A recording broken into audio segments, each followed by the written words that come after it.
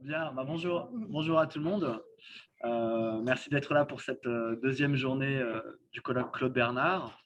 Nous allons commencer ce matin avec Annie Petit qui va nous parler de Claude Bernard et les positivismes. Et en fait, cette présentation vient dans une demi-journée plus spécifiquement consacrée au lien entre Claude Bernard et la philosophie, notamment la philosophie française du 19e siècle. Voilà. Donc, on a pris un tout petit peu de retard pour des raisons techniques, mais on commence dès à présent. Donc, Annie, merci pour ta présentation.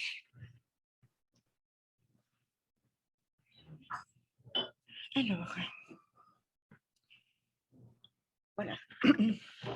Alors, bonjour, et puis je suis bien contente d'être là. J'espère que je vais vous dire quand même deux, trois petites choses.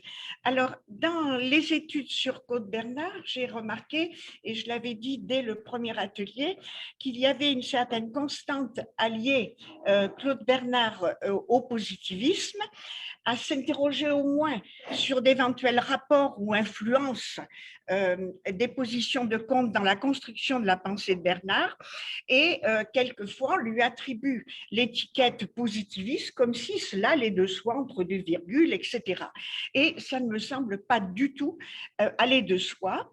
Je crois que c'est faire de tels rapprochements n'est pas très éclairant et que c'est plutôt source de confusion, et je vais donc essayer de clarifier la question. Alors, la thèse que je soutiens, c'est que je crois que Claude Bernard soutient à peu près sur tous les points des positions qui sont en rupture avec celles du positivisme conscient, j'entends, et qu'elles en impliquent plutôt un désaveu ou un combat. Alors, mon plan, le voici, mais je ne vais pas tout faire. Donc, dans un premier temps, j'avais prévu d'examiner ce que dit Claude Bernard de Comte et du positivisme, ça je le ferai. Dans un deuxième temps, j'examinerai ce que les positivistes disent sur Claude Bernard, et ce double examen avait pour but de permettre d'aider à comprendre pourquoi et comment la question du positivisme de Claude Bernard reste récurrente dans bien des études sur cet auteur et son œuvre. Alors, cette partie, c'est donc plutôt des interrogations sur la réception de Claude Bernard, sur l'historiographie, si je puis dire, et je ne traiterai pas du tout cette partie-là, et je la réserve pour le colloque de septembre. Voilà. Donc, voilà pour un plan que je ne suivrai pas jusqu'au bout, et je ne suis même pas sûre d'arriver à la deuxième partie. Alors, examen donc de ce que dit Claude Bernard de Comte et du positivisme, et je vais faire une analyse des mentions à la fois manifestes et d'autres latentes. Alors, une lecture de Comte une lecture par Bernard de Comte est attestée en 1865 lorsqu'il prépare la rédaction de l'introduction à l'étude de la médecine expérimentale, et les notes de lecture ont été publiées par Chevalier dans le texte qui s'appelle Philosophie. Et ce texte, Laurent nous en avait parlé au cours d'un atelier. Moi, je ne parlerai que des parties où il parle de Comte. Et à propos de la première leçon, il parle de la manière dont Comte expose la loi des trois états. Alors, je vous ai donné la citation en entier. Donc, il y a quelque chose de vrai dans cette idée d'Auguste Comte, mais tout cela est le résultat nécessaire de la connaissance humaine qui répond à ces trois choses: croire, raisonner, expérimenter. La science n'est pas naturelle à l'esprit de l'homme en ce sens qu'il est obligé d'apprendre à contraindre les esprits pour renoncer à la recherche des causes premières ou finales, mais cela amène simplement la séparation de la science et religion, mais, et ce qui m'intéresse, c'est la cascade de mais. Hein. Donc, il y a bien un peu quelque chose, mais enfin, il n'y a pas grand-chose une fois qu'il accumule les réserves. Donc, ce que dans ce premier point, ah oui, alors voilà, dans ce premier point, ce qui m'intéresse, c'est cette idée qu'il y a ce vague, cet inconnu qui mène le monde, et Bernard envisage de faire quelque chose sur le sentiment et on va voir ce qu'il en est. Un deuxième point qu'il relève lorsqu'il lit Comte, c'est le thème des rapports spécialité-généralité. Et vous allez voir à nouveau que c'est un commentaire très réservé. La nécessité des généralités pour toute conception philosophique est juste, comme le remarque Comte, mais le moyen qu'il propose pour faire marcher ensemble les deux choses est absurde. Bon. La suite du texte, les hommes qui font des généralités, leur spécialité ne savent rien, et il critique le stérile orgueil de ses prétentions à la généralité. Et de la critique de la philosophie comme science des généralités qu'une critique qui touche Comte, Bernard passe vite à la critique générale de la philosophie. Et cette critique générale de la philosophie, je vous ai aussi donné des morceaux de texte, la philosophie n'existe pas comme science spéciale, elle n'apprend rien, les philosophes n'ont fait que raisonner sur ce qu'ont appris les autres. Il ne peut y avoir de vrais philosophes que parmi les savants. Kant, Hegel, Schelling, tout cela est creux. Bacon n'est qu'une trompette et un crieur public, etc. Et chez Comte, il n'y a que du verbiage, des banalités, du ridicule. Et en fait, la philosophie ne peut avoir d'intérêt que comme une gymnastique intellectuelle. Ça peut au mieux empêcher l'esprit à prendre de mauvais plis, c'est l'expression de Claude Bernard, et c'est la citation que j'adore, c'est une distraction utile pour l'esprit de causer philosophie après avoir travaillé, donc ça veut dire qu'on ne travaille pas quand on fait de la philosophie, comme c'est une distraction d'aller faire une promenade après être longtemps resté à travailler dans ce laboratoire. On travaille au laboratoire, mais les philosophes, ils ne font rien, ils se distraient. Et ces notes sont reprises quasiment pour mot à la fin de l'introduction, dans la conclusion de l'introduction, c'est-à-dire il y tient quand même. Alors, j'en parlerai tout à l'heure, mais il y a d'autres points que Bernard relève dans sa lecture à propos de la critique des organes qui ne peuvent pas s'observer eux-mêmes. Alors, c'est un passage important de la première leçon où Comte prend ses distances avec ce qu'il appelle la méthode psychologique. Je vous ai mis les pages entre parenthèses. Et le commentaire de Claude Bernard est intéressant. C'est vrai, mais c'est une vérité de la palisse. Bon. Donc, il dit aussi des choses sur le fait que Comte constate des difficultés, des mésententes intellectuelles. Sur ce point, Bernard partage cet avis, mais lui, il n'est pas du tout d'accord avec la solution que cherche Comte par la science sociale. Donc, de la lecture de ces notes, je retiens deux choses. D'une part, la lecture de Comte par Bernard est assez tardive. Il a commencé sa vie de savant depuis presque 20 ans, puisque il a, on va dire, je marque 47 comme date au moment où il est suppléant de Magendie. Et d'autre part, sa lecture me semble extrêmement partielle. Les notes ne portent guère que sur les deux premières leçons, et je ne suis vraiment pas sûre qu'il soit allé plus loin. Alors, maintenant, je passerai des notes privées aux mentions dans les œuvres publiées. Alors, en fait, il y a très peu de mentions expresses de Comte ou du positivisme. Il n'y en a guère que dans l'introduction, j'en ai pas tellement vu ailleurs, et surtout à la fin de l'introduction. Et la mention est très critique.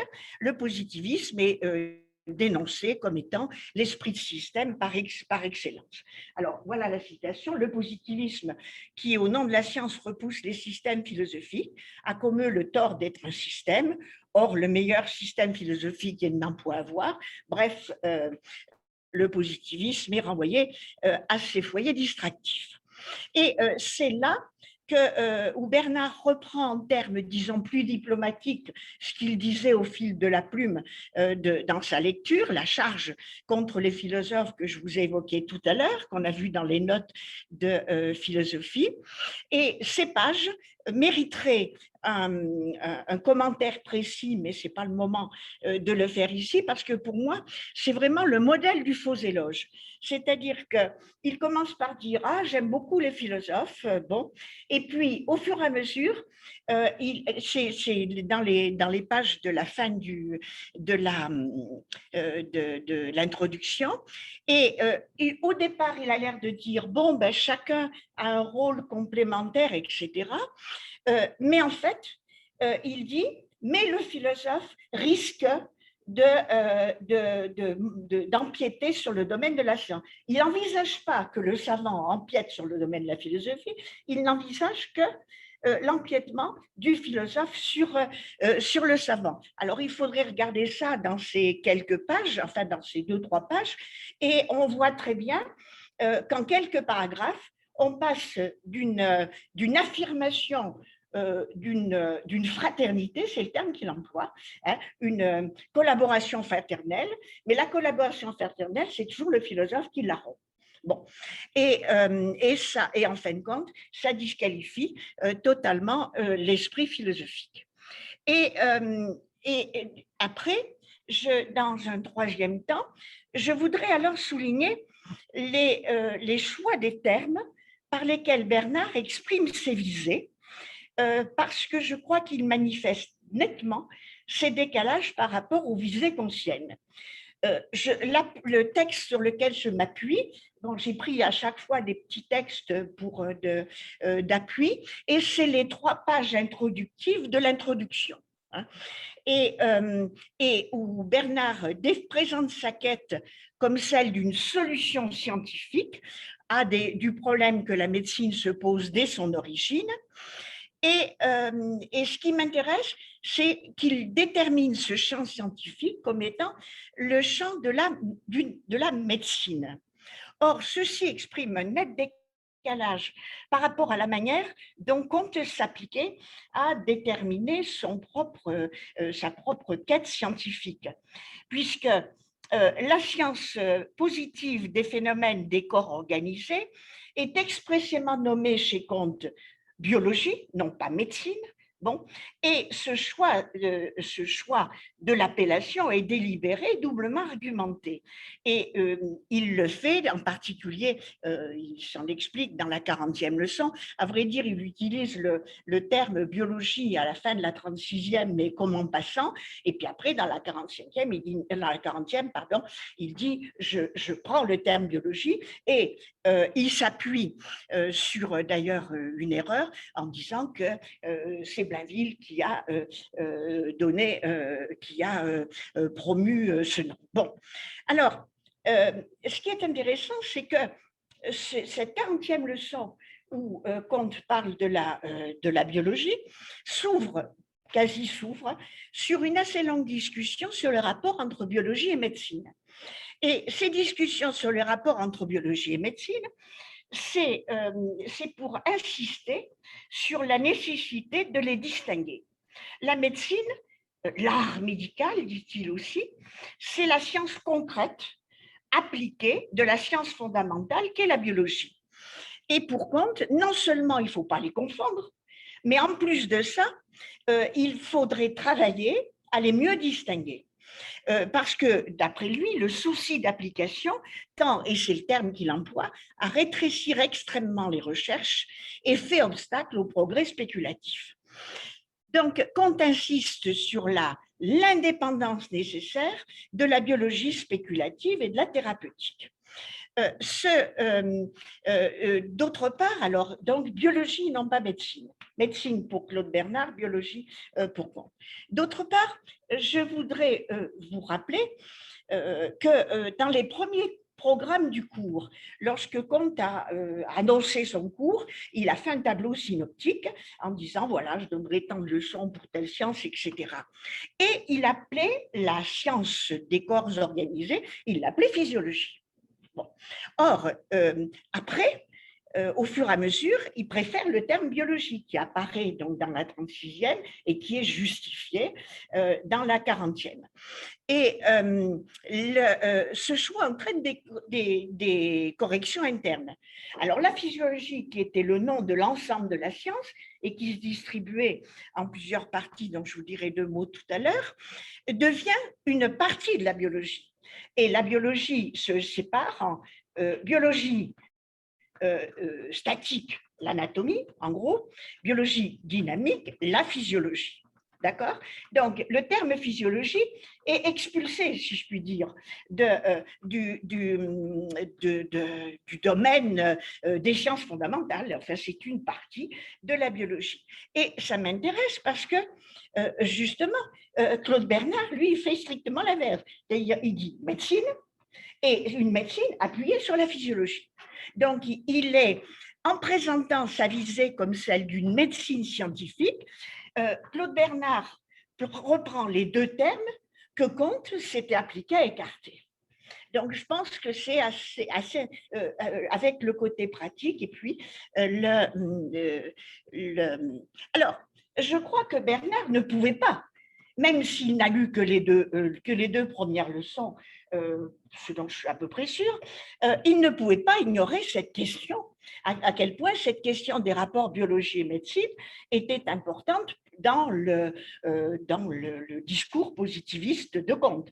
Parce qu'elle a été forcément évoquée lorsque Bernard a participé en 1848 à la fondation de la Société de biologie, dont Charles Robin est l'auteur du manifeste fondateur. Charles Robin était un positiviste, j'allais dire, du bas encarté, si je puis dire. Bon, il avait fait toutes les signatures, il va quitter, mais c'est après. Et Charles Robin a donc fait ce manifeste fondateur sur la direction que se sont proposés en se réunissant les membres fondateurs de la Société biologie pour répondre au titre qu'ils ont choisi. Donc, le fait qu'ils ont choisi biologie, ils savent pourquoi.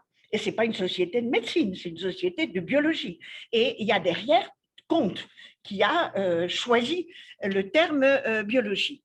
Alors, même si Bernard n'a pas poussé en 65 sa lecture du cours au-delà des 2 premières leçons, et je ne pense pas qu'il ait eu le courage de lire le 3e tome où il y a les leçons de biologie, je ne pense pas, bon, mais ça, j'en sais rien, bien sûr.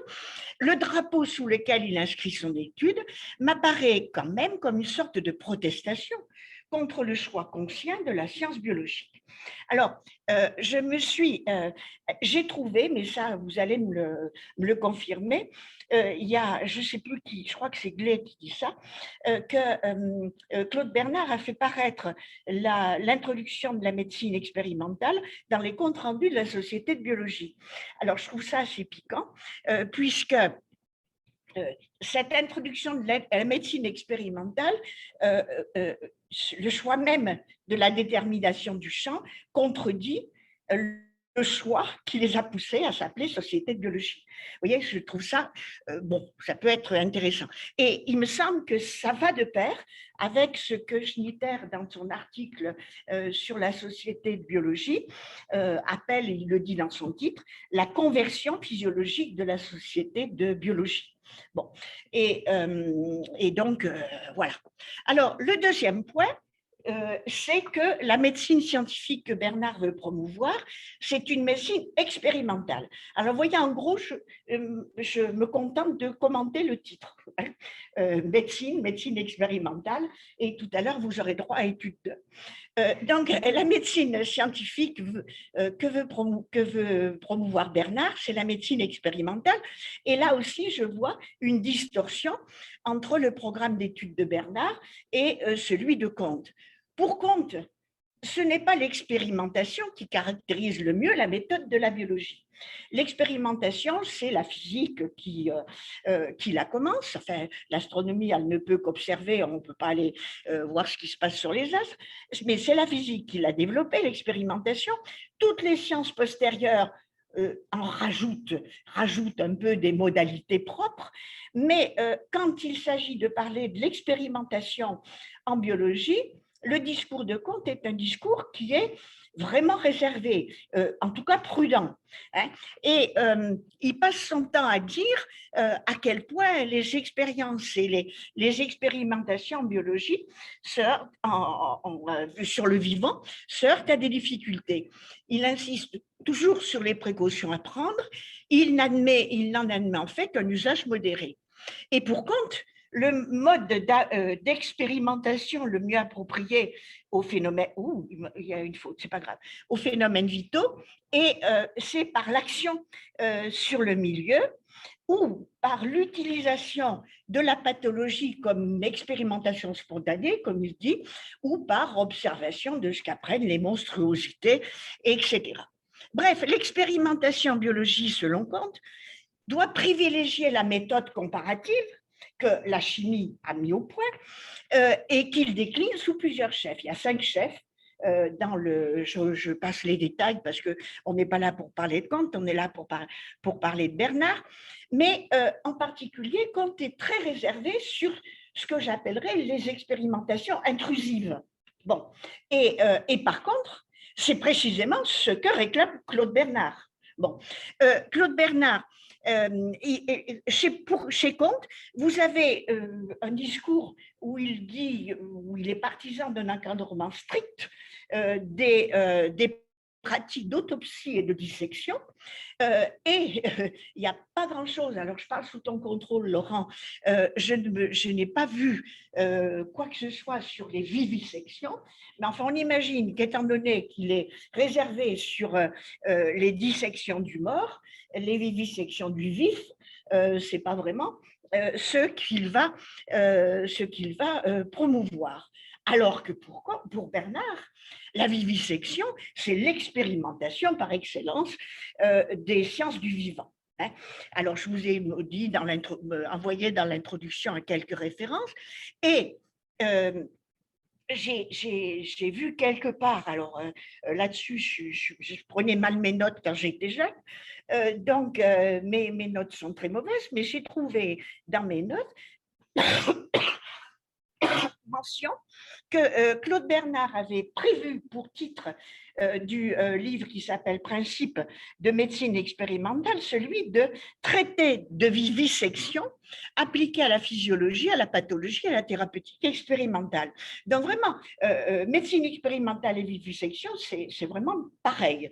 Bon, et tant pis pour Bernard, s'il faut violenter ce vivant, c'est une sorte de mission scientifique que de sacrifier sur l'autel, alors là, il y a tout un tas de pathos plus ou moins romantiques là-dessus, sur l'autel de la science des vivants afin de pénétrer les secrets de ce vivant dans ses entrailles qu'il appelle palpitants et fétides. Enfin, je vous passe le romantisme, ou le romantisme plus ou moins, les images de ce genre de choses. Bref, l'option bernardienne pour la médecine expérimentale, avec la physiologie pour base, est en fait une option quasi anticontienne à plusieurs titres. Alors, mon troisième point, je vous avais dit que je commentais le titre, il me reste à commenter étude 2, introduction à l'étude 2, et là aussi, on va repérer des décalages et des distorsions entre le programme de Comte et le programme de Bernard. Chez Bernard, introduction à l'étude 2, ça s'installe dans la modestie. D'accord, j'y vais doucement, etc. Alors, Comte, c'est pas alors la modestie chez Comte, c'est pas du tout son problème. Comte, lui, c'est un homme de système, il les enchaîne, et dès qu'il en a fini un, il en fait un autre. Hein. Donc, il a fait le cours qu'il appelle système. Dès qu'il a fini le cours, la partie pour le système de politique positive. Dès qu'il a fini le système de politique positive, la partie pour DITOP de synthèse subjective. D'accord? Donc, lui, au contraire, c'est chaque fois. Alors, dans l'introduction, on voit dans les pages introductives qui me paraissent intéressantes, les introductions, les conclusions sont quand même assez significatives, me semble-t-il. Et dès les premiers paragraphes des pages introductives, Bernard définit deux combats pour la médecine scientifique qu'il appelle de ses voeux. D'une part, et alors oui, je voulais aussi vous dire que j'avais jamais remarqué ça, mais c'est très étonnant. Le terme positif, médecine positive, ça n'existe quasi pas chez Bernard. Il efface le terme. Il dit médecine scientifique, il dit tout ce que vous voulez, mais positif, alors là, c'est exclu. Hein, ou très peu, enfin, il y en a sans doute, hein, mais c'est vraiment pas le terme qu'il emploie. Donc, Bernard définit ces deux combats pour la médecine scientifique. D'une part, il faut dépasser les essais de l'empirisme médical, mais aussi se débarrasser des systèmes de toute espèce que leur fragilité a fait successivement disparaître. Mais il menace sans cesse le médecin en quête d'une voie scientifique définitive. Alors, par contre, lui, Bernard, il voudrait abandonner la région du système, alors que Comte, justement, au contraire, en veut toujours plus. Hein. Bon. Alors, cet enjeu sur le non systématique est repris dans les passages de l'introduction où il parle de la nécessité du doute, de fuir les idées fixes, de garder une pleine liberté d'esprit, de ne pas se soumettre à l'autorité, etc. Vous les connaissez très bien. Et c'est important que ces passages soient à la fin de l'ouvrage. C'est dans la troisième partie, le chapitre 4 de la troisième partie, où Bernard récupère volontiers le médecin empirique. Le médecin empirique, on peut en faire quelque chose. Mais le médecin systématique, alors là, on ne peut rien en faire du tout. Vraiment, c'est quelqu'un dont bon, il faut tout simplement s'en détourner. Et donc, voilà. Alors maintenant, en quatrième point, pour voir un petit peu comment Bernard parle à demi-mot de Comte, eh bien, j'évoquerai certains thèmes piliers de la philosophie positive de Comte qui peuvent sembler abordés par Bernard, mais ce qui m'amuse, c'est chaque fois que je les vois abordés par Bernard, c'est toujours de manière à faire apparaître les divergences profondes sous d'apparentes communautés d'expression.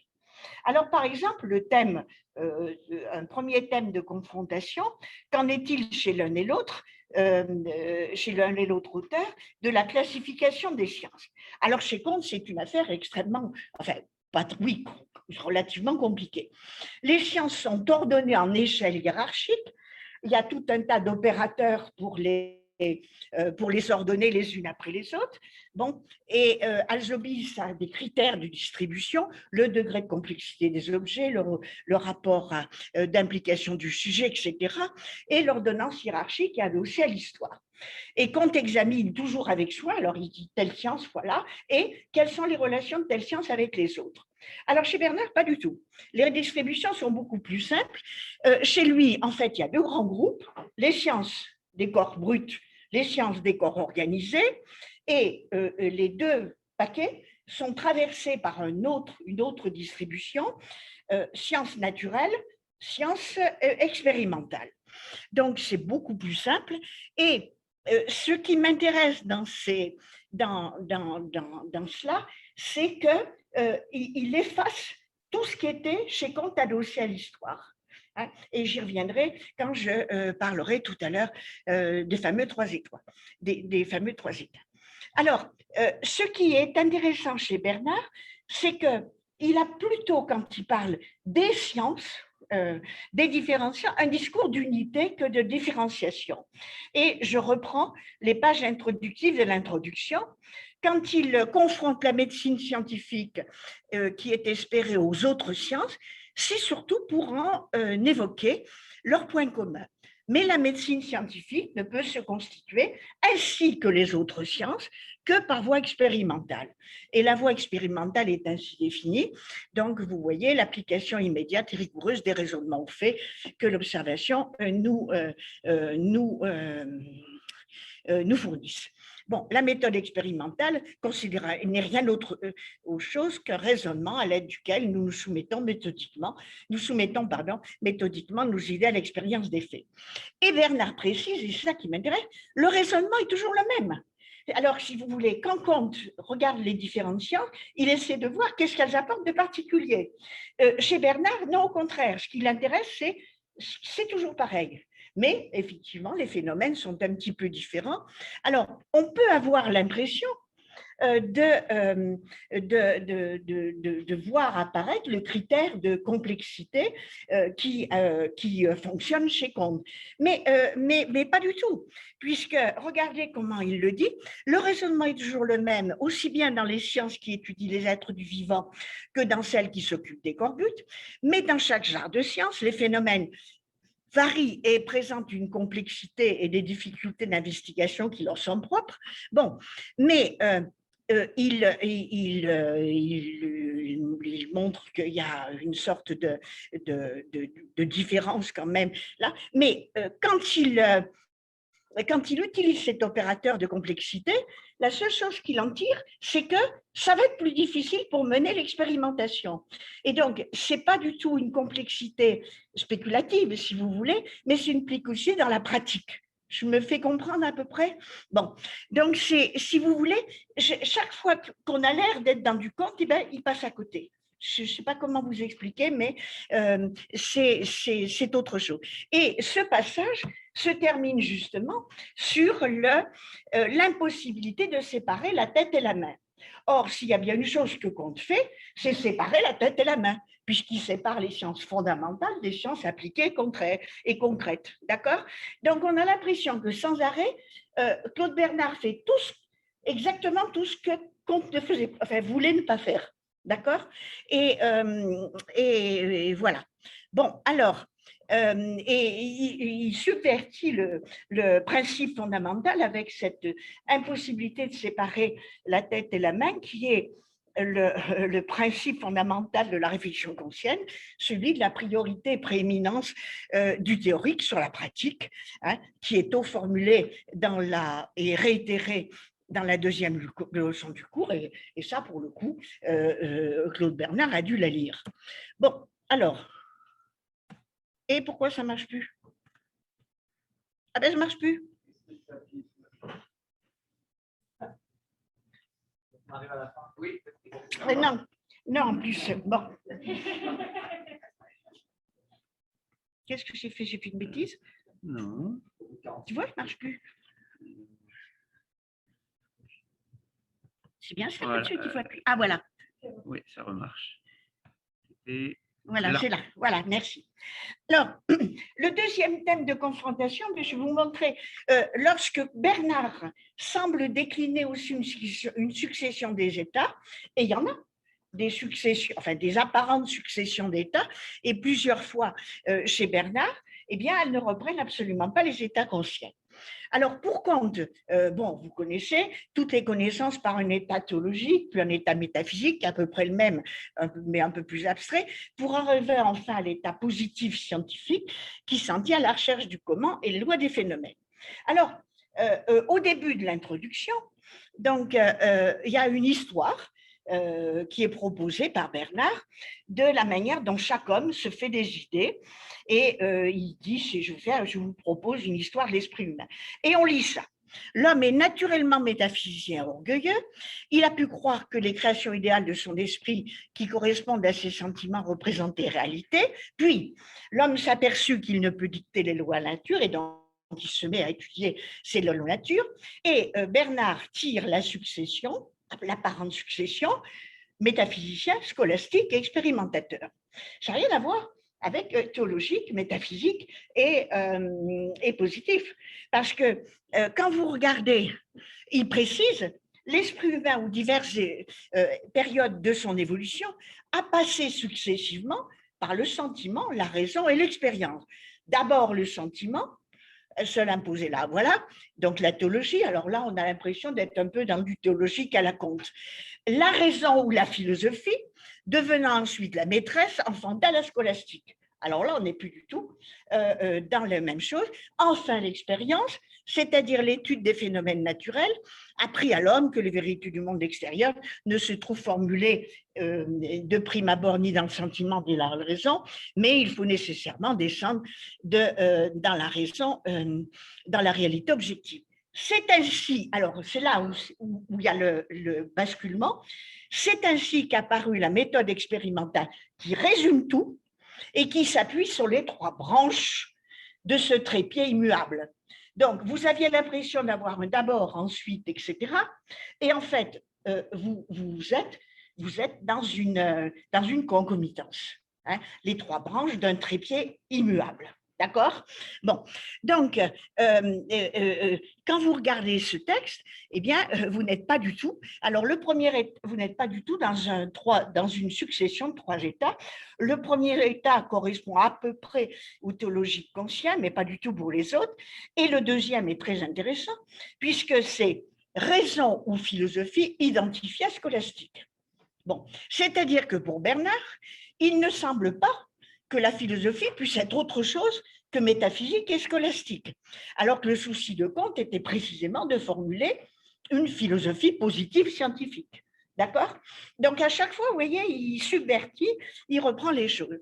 Et surtout, il y a la vraie différence que Bernard annonce. C'est bien que Bernard annonce des périodes de l'évolution, il ne s'agit pas de périodiser. L'apparente périodisation vise à affirmer une concomitance nécessaire et efface ce qui est important chez Comte, l'idée que l'accès au positif est un renoncement à ce qui est guidé le théologico-métaphysique par rapport auquel le positif scientifique fait rupture et révolution méthodique. Alors, il y a un autre texte que je vous évoque rapidement où on a l'impression d'avoir à nouveau une succession des états. C'est un texte vers la fin de l'introduction et ça appelle les mêmes remarques similaires. Cette fois-ci, c'est une présentation de l'histoire de la médecine. Alors, on a l'impression que c'est une histoire puisque Bernard ordonne l'hippocratisme, puis la réaction de la médecine empirisme, en gros Paracelse, puis qui est une médecine d'intervention, puis enfin la médecine expérimentale qui supplante les deux autres. Or, le texte est curieux, parce que quand vous le lisez, on a l'impression de lire une histoire dans la succession, une évolution, il dit le terme évolution, il décrit les pas, les périodes, en les comparant, etc., d'ailleurs, à l'évolution suivie par les autres sortes. Mais ce qu'il dit, c'est l'union nécessaire de tout. Et dans ce texte-là, il dit le médecin expérimentateur est à la fois hippocratiste et empirique. Donc, si vous voulez, il a l'air de présenter une succession et en fait, il fait du à la fois, en même temps, comme dirait l'autre. Bon. Et donc, c'est ça qui m'intéresse, et c'est précisément dans la sous-partie où Bernard propose ses réflexions. Le titre de cette sous-partie, c'est « La médecine empirique et la médecine expérimentale ne sont point incompatibles ». Donc, le problème, c'est de les lier. Hein, et plutôt que les faire succéder. Alors donc, en fait, Bernard historicise et gomme l'histoire à la fois. Bon, j'ai un peu développé ça ailleurs, j'y reviens pas. Alors, ainsi, à mon avis, Comte et Bernard ont deux rapports très divergents à l'histoire, qui se manifestent dans la proximité tout apparente de leurs énoncés d'état. Georges Canguilhem a bien vu ça, puisque dans un petit texte, il dit en passant, mais alors j'ai trouvé ça savoureux, Canguilhem dit « Claude Bernard utilise de façon très libre la loi des trois états de l'esprit humain ». Ça, c'est le moins qu'on puisse dire. Mais moi, je crois que ce n'est même pas une utilisation libre, c'est carrément une utilisation complètement inversée. D'accord? Et c'est ce qui me paraît, c'est tout autre chose. C'est une interprétation subversive qui en transforme totalement le sens et qui en efface précisément la dimension historique. Alors, au terme de cet ensemble de remarques, je me permets donc de m'inscrire en désaccord total avec certains, dont ici je prends pour exemple Alain Prochian, qui écrit tranquillement. Hein, regardez ce qu'il écrit. On sait que Claude Bernard, en 1865, a lu et commenté Auguste Comte. Jusqu'à combien, ça, il ne sait pas. Bon, le contenu alors il dit, le contenu de l'introduction est fortement marqué par cette lecture. Je veux bien. De fait, certains passages, dit-il, sont des applications à la biologie des thèses d'Auguste Comte. Alors moi, je ne vois pas, hein, parce que, et d'abord, c'est la médecine et pas la biologie, et des thèses d'Auguste Comte sur l'histoire des sciences, et en particulier, précise-t-il, sur les états que chaque science traverse à des périodes déterminées de son histoire, il n'y a rien de tout ça chez Bernard. Bon, et il renchérit à la page plus loin. Nous l'avons souligné, Claude Bernard est très influencé par la philosophie positiviste. Alors, avec la notion d'influence, on dit n'importe quoi. À la fois, dit-il, dans sa description des 3 âges de la science biologique, moi, je n'ai pas vu chez Claude Bernard ça, et dans son acceptation de la classification des différentes disciplines, thèmes, dit-il, qui sont littéralement décalqués du cours de philosophie positive. Je crois vous avoir montré qu'ils ne sont pas décalqués du tout, ils sont complètement inversés. Alors, pour moi, il n'y a aucun décalque, mais des profondes divergences. Et pourtant, il y a effectivement entre Comte et Bernard des points communs, mais ils ne sont pas. Oui, tant pis, j'arrêterai, je ne ferai même pas la deuxième partie. Il y a entre Bernard et Comte des points communs, des points de rencontre, de convergence. L'une qui me paraît d'importance, c'est que je n'ai pas vu tellement souligné par tous les gens qui disent Comte et Bernard, même combat. Il y a pourtant un même combat qu'ils ont mené tous les deux. C'est, pour le dire vite, que Comte et Bernard, la philosophie biologie de Comte comme la physiologie médecine expérimentale de Bernard plaident pour la considération des phénomènes communs aux animaux, aux végétaux. Et c'est si vrai que dans le programme de 1829, dont je parlais tout à l'heure, qui était présenté pour l'ouverture du cours de philosophie positive, Comte déclinait ce qu'il appelait alors la physiologie, il n'appelait pas ça encore la biologie, je vous l'ai dit, en physiologie végétale et physiologie animale. Mais l'année d'après, dès 1830, il dit « Je récuse cette distinction vulgaire ». Bon, et il transforme son plan en disant que non, en biologie, il va d'abord étudier l'étude de la vie végétative ou organique en présentant la vie végétative, ça ne veut pas dire la vie des végétaux. Il n'y a pas que les végétaux qui ont une vie végétative. Bon, et puis, étude de la vie animale. Et donc, Comte préfère même, il va gommer vie végétative au profit de la notion de vie animale. Alors là, moi, ça me paraît pour le coup une vraie convergence entre Comte et Bernard, qui, à mon avis, alors, il y a d'autres points de rencontre, en particulier le thème du rapport aux causes. Bon, pas les causes premières, alors chez les deux, ça, on le sait. Bon, les causes premières nous échappent. Le travail scientifique, c'est de chercher à comprendre les causes prochaines et plutôt même les conditions des phénomènes. Ça, c'est des choses. Il y a d'autres thèmes communs, en particulier quelque chose qu'on ne relève pas assez. L'un comme l'autre passent leur temps à essayer de refuser de choisir entre les ismes, en particulier de ne pas trancher entre vitalisme et mécanisme et de ne pas trancher entre spiritualisme et matérialisme. Alors là, pour le coup, je trouve qu'il y a des points communs, mais ce n'est pas des choses qu'on fait. J'arrête. Alors, oui, je vois. Donc, les tenants d'une influence de Comte sur Bernard argumentent aussi en rapprochant l'importance donnée par Bernard au déterminisme de celle donnée par Comte aux lois immuables qui organisent les phénomènes, soit. Mais à mon avis, il faut acter quand même d'un point de différence notable. Chez Bernard, le principe du déterminisme est un principe de méthode pratique, le soutien de la recherche expérimentale, et chez Comte, lorsqu'il cherche les lois immuables, c'est dans la perspective d'une philosophie première dont Bernard n'a que faire. Donc tout cela. Alors, avec tout ça, conclusion, Bernard ne se donne à rien pour adepte du positivisme. Lorsque ces thèmes peuvent en paraître proches, il me semble, j'espère vous l'avoir montré, qu'il y a le plus souvent déplacement, réinterprétation subversive. Et cette subversion des thèmes positivistes touche à peu près tous les thèmes clés: classification des sciences, compréhension de la biologie, conception de la méthode, rapport aux expériences, rapport à l'histoire, conception des sciences, etc.